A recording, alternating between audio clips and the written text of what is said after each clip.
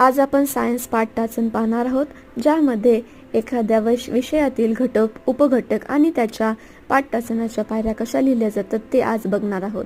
उदाहरणार्थ वनस्पती रचना व कार्य या घटकातील फूल हे उपघटक आपण घेतलेले आहे. प्रस्तावनामध्ये शिक्षक कृती आणि विद्यार्थी कृती मेन्शन केली जाते, ज्यामध्ये विद्यार्थ्यांना पूर्वज्ञानावर प्रश्न विचारतात. तसेच यामधल्या पायऱ्या म्हणजेच पाठ मुद्दे, उद्दिष्टे, स्पष्टीकरण, शिक्षक कृती, विद्यार्थी कृती आणि फलक कार्य दिले जाते, ज्यामध्ये तुम्हाला पाठ मुद्द्यांचा वापर करून त्याचा उद्दिष्ट काय आहे ते विद्यार्थ्यांना समजून सांगणे गरजेचे असते. तसेच पाठ शिकवत असताना तुमची कृती काय आहे, तुम्ही प्रश्न लिहिता का किंवा एखादी आकृती फळ्यावरती काढता का, ही तुमची शिक्षक कृती ठरली जाते.